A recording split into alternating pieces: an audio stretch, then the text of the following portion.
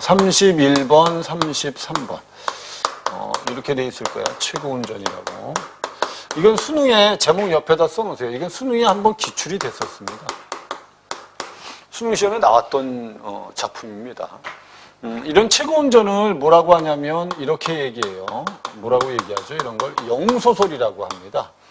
이 영소설은 두 가지 종류라고 생각하시면 돼요. 두 가지 종류. 일반적으로 영소설 중에서 정신적인 백성들한테 정신적인 보상을 주기 위해서 쓴 게 있고요. 그 다음에 또 하나는 이제 우리가 조선시대 때 당쟁이 심했어요. 근데 당쟁에서 지면 이제 대부분 이제 정치에서 이제 쫓겨나잖아요. 그죠? 이 쫓겨난 사람들이 대부분 유배지라든지 이제 자기의 이제 쫓겨난 집에서 세력을 한번 다시 잡고 싶은 소망을 써놓은 영소설들이 있습니다. 이게 쉽게 말하면 이제 세력을, 자기의 권력을 회복하고 싶은 소망을 작품으로 표현한 것들이 있어요. 그래서 대표적인 게 이제 정신적 보상하면 이 최고 운전하고 가장 유사한 건 이렇게 써놓으세요. 임진록입니다. 임진록.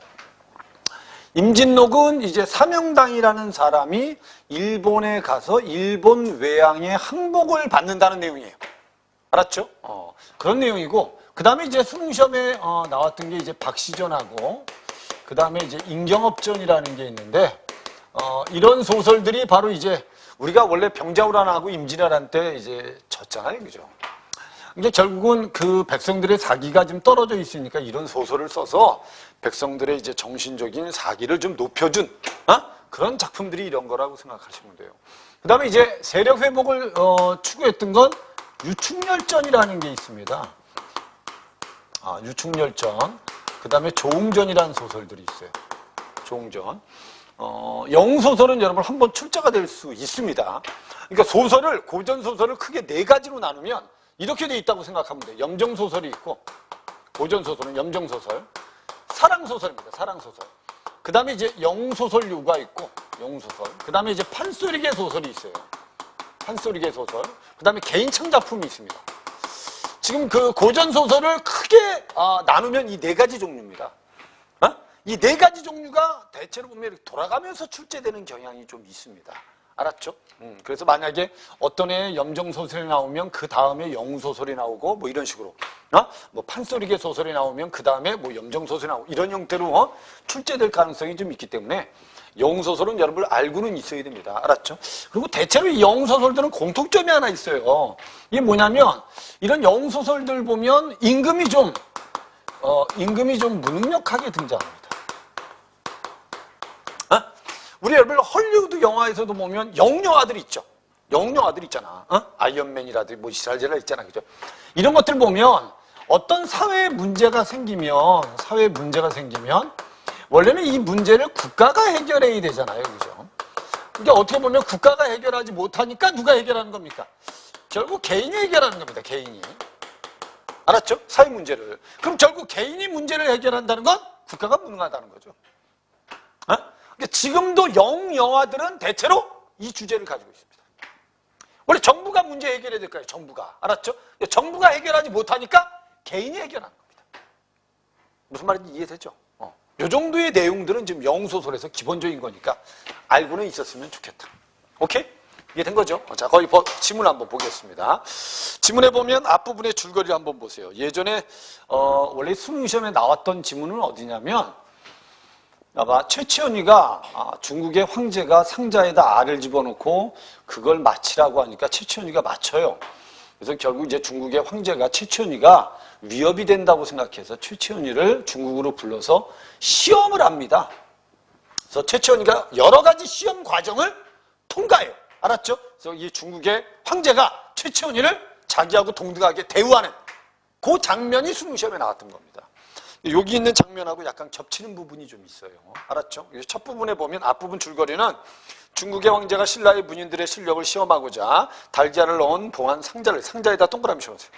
이 상자는 여러분 앞부분의 줄거리 보면 이거는 왜 보낸 거니 그럼? 앞부분의 줄거리에서 이 상자는 여러분 신라의 문인들을 뭐하기 위해서 보낸 거예요? 그 있는 그대로 이해하세요. 알았죠?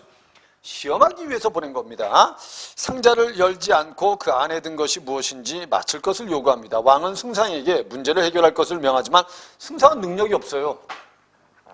그래서 승상의 딸인 운영이 운영과 혼이란 것을 조건으로 최치원은 상자 속에 든 것을 소재로 시를 짓는다고 합니다. 됐죠? 그 문제 해결은 누가 한 거니? 결국 뒤에 가면 이제 최치원이가 한 거죠. 이해된 거죠? 요 내용입니다. 그래서 원래 최치원이가 신분이 좀 낮았어. 나봐. 최치원이가 신분이 낮았어. 근데 결국 이제 승상의 집에 딸이 있으니까 알았죠? 그 딸하고 결혼하기 위해서 승상의 집에 머슴으로 들어가요. 머슴으로. 알았죠? 그리고 나중에 승상이 이런 문제가 생기잖아. 중국에서 상자를 보냈는데 임금은 해결할 능력이 없고 승상한테 야 네가 해결해. 근데 승상도 해결할 능력이 없잖아. 그래서 결국 이제 머슴으로 들어갔던 최치원이가 승상한테 협상을 합니다. 당신 딸을 날 주면 내가 해결해 줄게. 이렇게. 그래서 둘이 결혼하게 된 겁니다. 이게. 무슨 말인지 됐죠? 근데 결혼하고 나서 이 새끼 맨날 뒤집어 잠만 자요. 문제 해결은 안 하고. 그러니까 승상은 답답하죠. 알았죠? 근데 어느 날 승상의 딸 최치원이의 마누라가 꿈을 꾸게 되고 알았죠? 최치원이가 시를 쓰기 시작합니다. 알았죠? 그 시를 중국으로 보낸다는 내용으로 돼 있어요. 이게 앞부분. 요 정도 내용 앞부분만 좀 알아두시고 뒤에 치원이 운영이 누굽니까? 아내입니다. 아내를 시켜서 승상께 장인께 바치게 되니 시를 썼어요. 승상이 믿지 않다가 운영의 꿈 이야기를 듣고 나서 운영의 꿈 이야기가 뭐냐면 이제 용이 나타나서 막 글씨를 쓰는 내용으로 돼 있어요. 이해된 거죠? 그래서 꿈 이야기를 듣고서야 믿고 대궐로 들어가서 왕께 바치었습니다. 이게 답니다. 그럼 여기서 보면 일단 치원은 시를 지었어요. 시를 지었고 알았죠? 요 시를 누구한테 전달? 승상한테 전달. 승상은 나중에 다시 누구한테 전달? 왕한테 등장해요. 전달한다. 알았죠? 근데 이걸 통해서 나타낸 게 뭐겠어요? 이런 걸 통해서 나타낸 게. 최치원이가 평범한 인간은 아니라는 거예요. 알았죠? 그걸 강조한 겁니다. 밑에 보세요. 그래서 왕이 보시고 크게 놀라서 물으시기를 경이 어떻게 알아가지고 시를 지었소? 하니까 승상이 대답하여 가로되 신이 지은 것이 아니고 신의 사이가 지은 것입니다. 하니까 왕은 사신으로 하여금 대구 황제께 바치었습니다. 황제가 보시고 이해되죠? 응? 이렇게 말씀했다. 중국의 황제입니다. 알았죠? 밑에 보라고. 단단석합리. 이게 누가 쓴 시니? 밑에 있는 게. 최치원이가 쓴 시입니다. 이게. 알았죠? 단단석합리 반백반황금은 맞는 구이나 야야지시명 함정미토음이라 한 것은 잘못이다. 이렇게 돼 있어요. 이게 최치원의 시야. 황제가 결국 이제 중국의 황제가 최치원의 시를 보고 나서 야 일부는 맞았는데 일부는 틀렸다. 상자 안에 알이 있다는 건 맞는데 알았죠? 그 뒤에 있는 거 병아리가 소리를 지르기 어렵다는 내용은 틀린 거다. 아니 상자에는 알이 있지 병아리가 있는 게 아니다. 이렇게 황제가 이제 평가를 한 거야. 그리고 상자를 딱 열어봤는데 함을 열고 달걀을 보시니 여러 날 따뜻한 솜 속에서 병아리가 되어서 있음에 황제가 탐복하며 말하기를 이는 천하의 기이한 재주를 가진 인물이다. 이렇게 된 거예요. 알았죠? 거기까지 끊어버리세요. 여기까지가 바로 결국 뭘 나타내는 거죠? 최치원이 무슨 성을 나타내는 거죠? 이렇게 된 거예요. 비범성을 나타내는 겁니다. 대부분 너희들 여러분 영웅의 일대기 구조 보면 어떻게 돼 있죠? 고귀한 혈통이다. 그 다음에 비정상적인 출생이다. 비정상적이다. 그 다음에 탁월한 능력을 가졌다. 그럼 우리가 탁월한 능력을 가지면 반드시 뭘 겪게 돼 있죠? 영웅들은 뭘 갖죠? 시련을 겪죠. 그죠? 그러니까 결국 이 최고 운전은 요 교재에 들어있는 부분은 요 부분이라고 생각하시면 돼요. 요 부분. 알았죠? 그러니까 결국 최치원이는 비범한 특성을 가지고 있고 능력을 가지고 있고 알았죠? 이것 때문에 뭐에 빠진다? 위기에 빠진다. 요 장면이야. 그리고 나중에 결국 이 위기를 영웅 스스로 뭐하는? 극복하는. 알았죠? 그러니까 교재에 있는 장면은 요 장면이라고 생각하시죠. 요 부분은 요겁니다. 비범성. 그 다음에 하시고 학사를 불러 보이시니 학사 또한 칭찬하면서 마지 않더니 이윽고 아뢰기를 학사가 황제한테 아뢰는 겁니다. 상대편의 소매 속에 있는 물건도 오히려 알아맞히기가 어렵거늘 만리 저력에서 멀리 떨어진 곳에서 능히 연구하여 이같이 상세히 알아냈으니 최치원이가 대단하다는 소리죠. 자고로 중원에서 이 같은 기재는 있었다는 말을 들은 적이 없다. 중국에는 이런 뛰어난 인재가 없습니다. 오직 걱정되는 것은 소국이 신라인데, 알았죠? 신라가 중국을 멸시할 단서가 될까 하오니 바라옵건대 시를 지은 자를 불러들여 어려운 문제를 능히 풀어낸 사유를 물으심이 좋을까 합니다. 밑에 있는 이제 신하들이 이제 황제한테 건의한 거죠. 황제께서는 옳게 여기시고 신라의 시지은 기사를 보내도록 지시하니 신라 왕이 놀래시어 승상 천업을 불러서 의논하시더라. 이해됐죠? 천업이 누구겠어요? 승상이. 장인이죠, 장인. 최치원의 장인입니다. 천자가 우리나라를 침공하고자 하여 또 시지은 선비를 부르니 경의 서랑은 됐죠? 사위는 나이가 어려서 만리밖에 보내기 어려우니 경이 대신 가는 게 어떠냐 이렇게 된 거야. 그랬더니 승상이 원하옵건대 편안하소서. 알겠습니다. 이런 뜻이죠. 원하옵건대 알겠습니다.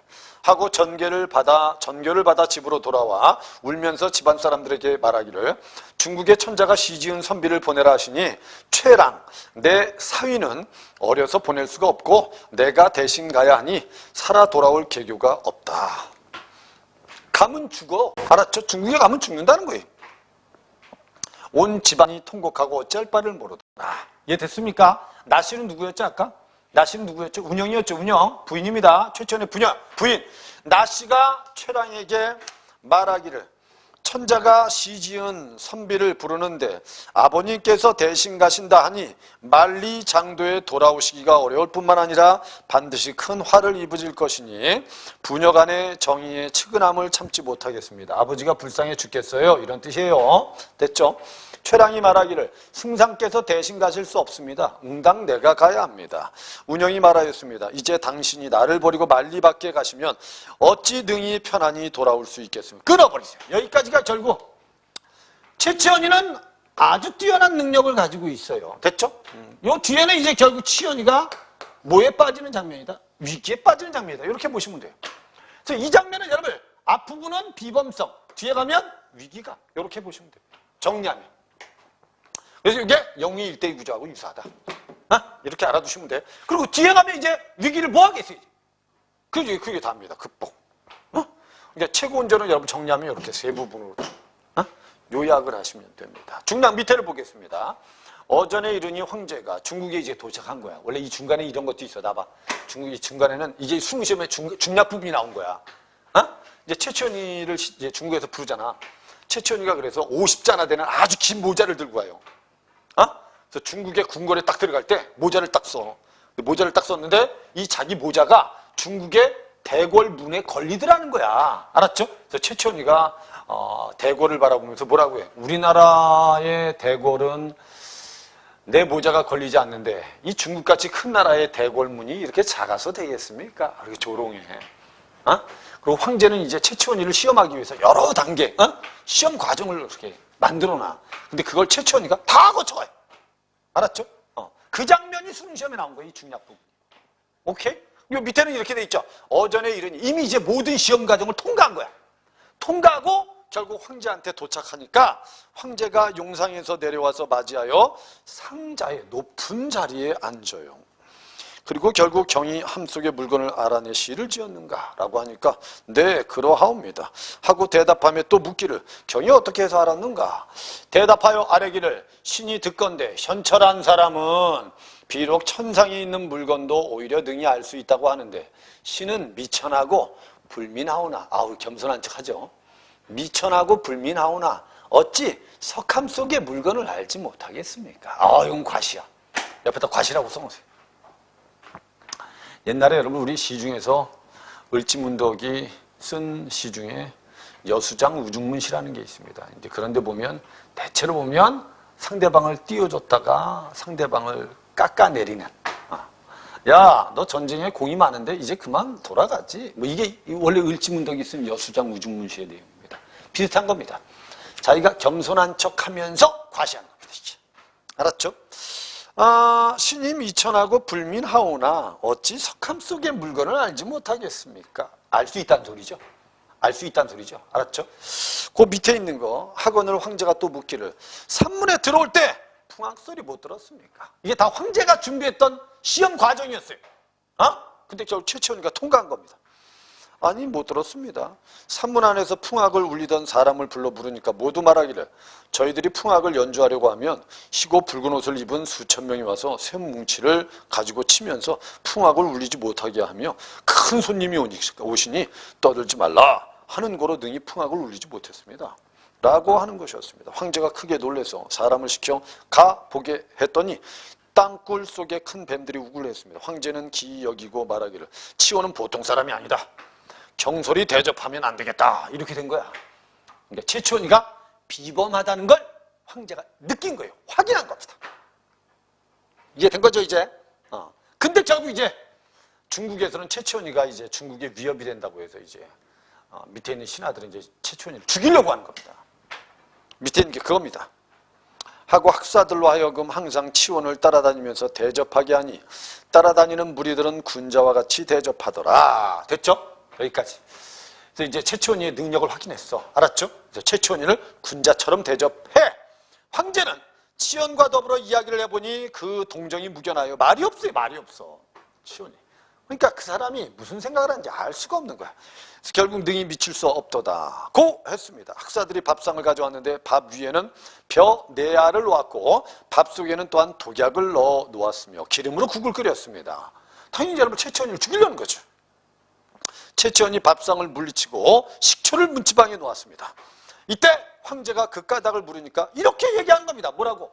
밥 위에 4알의 벼를 놓은 것은 저의 이름을 묻기 위한 것이었고 제가 식초를 문에다 놓은 것은 천하문장 최치원이라는 뜻이옵니다. 이건 재치가 있는 거야. 재치가. 이건 재치가 있는 거야. 알았죠? 이제 결국 이 밥알은 내 이름을 묻는 거고 그래서 내가 식초를 놓은 건 내 이름을 대답한 거예요. 라고 황제한테 재치있게 대답하는 거야. 그럼 밥을 안 먹어 얘가. 알았죠? 그러니까 밑에 황제가 뭐라 그래? 황제가 듣고 매우 기이하게 여기고 무슨 말이야 임마 너. 치원이 또 말하기를 비록 소국에서 간장으로 국을 끓이고 기름으로 등불을 쓰거늘 이제 국그릇을 보니까 기름으로 국을 끓이니 알지 못하겠거니와 대국에서 간장으로 등불을 씁니까? 이게 다 재치 있는 말이야. 알았죠? 이걸 어떻게 보면 중국을 조롱하는 말이에요. 알았죠? 아니면 중국이란 나라는 기름으로 국을 끓입니까? 그럼 국물로 등불을 켭니까? 무슨 말인지 이해되죠? 황제한테. 그랬더니 황제가 다시 가져오게 하여 치원에게 주었으나 젓가락을 휘 저을 뿐 먹지 않았습니다. 그리고 또 이렇게 말하는 거야. 우리나라에서는 소인이라도 죄가 있으면 죄를 밝혀서 스스로 벌을 받도록 하고 죄가 없는 사람은 몰래 죽이지는 않는데 아니 여기서는 몰래 죽이려고 합니까? 이런 뜻이거든 이게. 그러니까 어떻게 보면 최치원이는 재치로 자기 위기를 극복하는 거예요. 이 장면이 이해된 거죠 이제? 황제가 듣고 나서 그게 무슨 말이에요? 그랬더니 치원이 대답하기를 이제 지붕의 새소리를 들으니 밥 속에 독약이 들어있다고 떠드네요. 황제는 알지 못하고 웃으며 말했습니다. 경이 어찌 허망한 말을 그처럼 합니까? 하는지라 이에 치원이 젓가락으로 밥을 헤쳐보니까 과연 독약이 들어있어 밥그릇에 색이 누렇게 변해 있습니다. 황제는 밥상을 물리치고 사과했습니다. 됐죠? 천재로다. 사람으로는 속일 수 없다. 이제 밥을 바꾸어 오라 할 것이니 들라. 그 후에 황제는 치원을 더욱 후대했습니다. 끊어버렸습니다.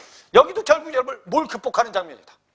여기까지가 다 치원이가 자기 스스로 위기를 뭐하는 장면이다. 여기까지가 다 위기 극복이다. 이해됐죠? 그럼 이제 이 정도가 되면 이제 중국에서는 최치원이의 비범함을 인정할까 안 할까? 하겠죠, 그죠? 이것 때문에 결국 나 봐봐. 이것 때문에 우리나라 사람들은 이 소설을 읽으면 그래도 중국보다 우리가 더 낫다는 무슨 심을 느끼겠어요? 자부심을 느끼겠죠. 이 소설하고 비슷한 겁니다. 얘네들은 임진로, 박시정, 임경업전 됐죠? 그 다음에 그 최고운 점 같은 류의 영소설이라고 알아주시면 돼요. 이해된 거죠 이제? 요 정도. 그리고 밑에는 여러분 시험을 봤는데 장원급제 누가 있니? 최치원이가. 오케이? 이게 다른 말이에요. 밑에는 그래서 그의 가을 괴나무가 누렇게 물든 과거 보는 계절에 천하의 선비들이 모여서 태학궁에서 과거를 베풀었는데 선비의 수가 무려 8만 5천 명이나 되었습니다. 여러 선비들이 치원과 더불어서 장원을 다투었으나 치원이 장원에 뽑혔습니다. 이에 황제는 수많은 상금을 치원에게 하사했습니다. 황제의 친시가 있던 날 쌍용이 하늘에서 내려와서 시를 취해가지고 하늘로 올라갔죠. 황제가 치원에게 경에 지은 시를 하늘이 취해가서 그 잘 지은 여부를 알지 못하겠노라 하니까 치원이 다시 써서 황제가 보여주니 황제가 칭찬하면서 아름답도다 치원의 시여 천하에 어찌 이와 같은 시가 있을 수 있는지 해서 하늘이 취해갔으리라. 장원을 시키고 같이 급제한 사람들과 잔치를 베풀었다가 답니다. 이해됐죠? 치원은 나봐봐. 이 다음 장면은 이제 치원이 일단 중국 황제로부터 인정을 받았냐 안 받았냐? 인정받았죠. 그럼 결국 중국 황제한테 치원이 이렇게 얘기해요. 신라가 아무리 작은 나라지만 알았죠? 중국이 침범하지 마라. 만약에 중국이 신라를 우습게 보면 내가 가만히 있지 않겠다. 라고 엄포를 놔요. 그리고 결국 이 황제한테 얘기하고 어디로 돌아와요? 신라로 돌아옵니다. 근데 신라의 관리들이 썩어버린 거예요. 부패해버린 거야. 그래서 치원이 결국은 신라에 돌아오자마자 산속에 잠적해버린다는 내용으로 돼 있어요. 그래서 결국 여러분 어떻게 보면 신라를 배경으로 해서 중국을 배경으로 해서 우리 민족의 자부심도 나타냈지만 알았죠?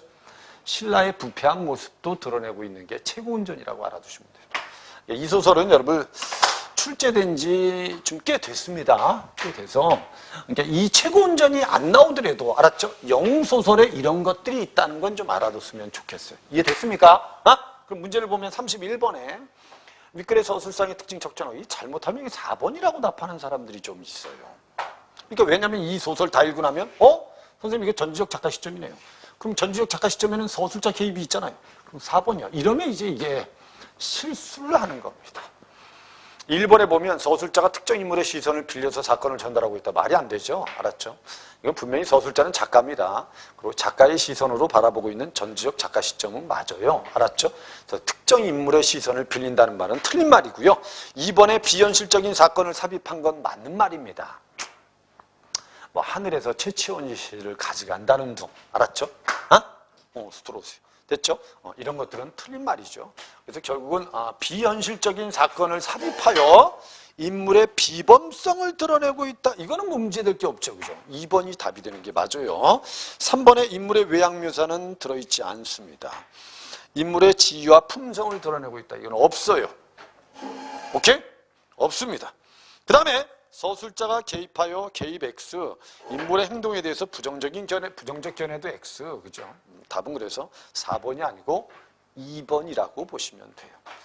대체로 이런 문제들을 학생들이 급하게 서둘면 이제 오답을 해서 실수하는 경향이 생기는 겁니다. 그러니까 요번에 9월 달에 모의고사 볼 때도 실수를 줄이면 자기 등급을 높일 수 있습니다. 5번에 사건을 요약적으로 제시하여 인물의 과거 행위에 대한 근거를 제시하고 있다. 과거 행위에 대한 요약적 제시는 들어있지 않습니다. 답은 그래서 2번이 답이다. 이렇게 보시면 되고요. 그 다음에 32번 문제는 윗글의 내용에 대한 이해로 적절하지 않은 걸 찾아라. 황제는 달걀을 넣었던 함을 열어보기 전에는 최치원이 지은 글에 잘못된 점이 있다고 생각했다. 맞죠? 분명히 석함 안에는 달걀이 들어있는데 갑자기 왜 병아리가 나오지? 분명히 앞부분은 맞는데 뒷부분은 틀렸다고 생각합니다. 그 다음에 중국 학사의 말에는 최치원과 같은 능력을 지닌 사람은 중국에 찾아보기 어렵다라고 돼 있어요. 운영은 아내는 승상 아버지와 최치원 중 누구라도 중국에 가면 안전하게 돌아오기 어려울 거라고 염려합니다. 최치원은 석함 속에 물건을 맞추는 것은 대단한 능력이 아닌 것처럼 말하며 자신의 능력을 과시하는 부분이 있었잖아요. 그죠? 근데 밑에 5번에 황제는 산문에서 풍악을 연주하지 못한 것에 대해서 밑줄 그어 최치원에게 미안해한다는 틀린 말입니다. 원래는 풍악 소리를 울리게 했는데 울리지 않았다는 것 자체를 이상하게 생각한 거지. 알았죠? 최치원한테 미안해하는 건 없었다. 33번 보기를 참고하여 윗글을 감상한 내용으로 적절하지 않은 걸 찾아라. 최고운전은 중국에 대한 우리 민족의 반감, 밑줄 그어놓으세요. 중국에 대한 우리 민족의 반감 밑줄 드러내고 있습니다. 아까 선생님이 얘기한 영웅소설의 종류에 대해서 좀 익혀두셔야 돼요. 중국은 오랜 역사 동안 대국이라는 이유로 우리나라를 무시하고 외교적 4대를 강조하여 수치와 서름을 주었습니다. 이러한 무시와 서름을 갚기 위해 신라시대의 학자로 어린 나이에 중국에 가서 중국의 과거 시험에 합격하여 벼슬을 하고 문장으로 이름을 떨친 최치원의 행적을 허구한 것입니다. 중국 황제가 낸 문제를 해결하고 중국의 문인들과 겨루어 장원급제하는 최치원의 영적 모습은 밑줄 그어놓으세요.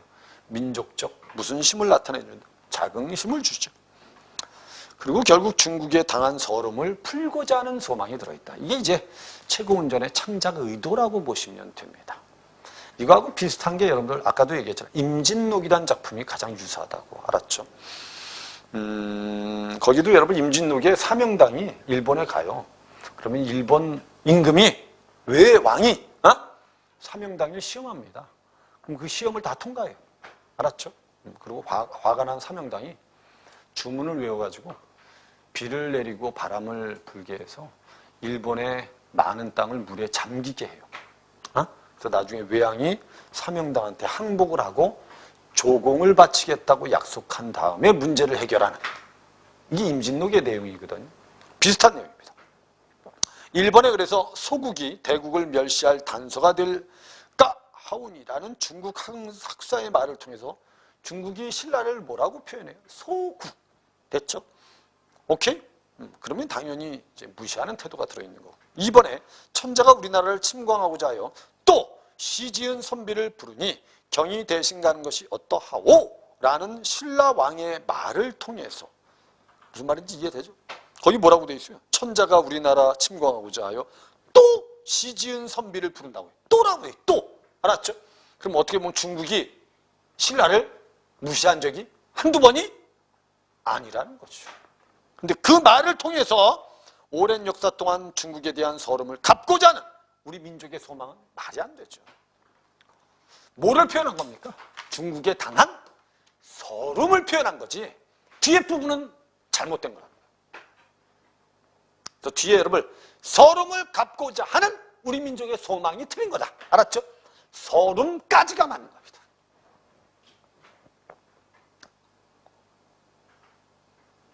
이해된 거지 무슨 말인지. 답은 그래서 2번이 답이다. 대국에서는 간장으로 등불을 씁니까? 라는 치원의 말을 통해서 우리를 무시해왔던 중국을 조롱함으로써 중국에 당했던 수치심을 갚고자 하는 것이다. 새소리를 들으니 밥속에 독약이 있어 먹으면 죽는다고 합니다. 라는 치원의 말을 통해서 신비한 능력으로 중국의 계략을 물리치는 최치원의 영적인 모습이다. 비범하지요. 태학궁에서 베푼 과거에서 8만 5천 명 중 치원이 장원에 뽑힌 것을 통해서 중국보다 우리 민족이 더 우월하다. 민족적 자긍심이다. 오케이? 충분히 이렇게 이해하실 수 있습니다. 답은 2번이 답이었어요.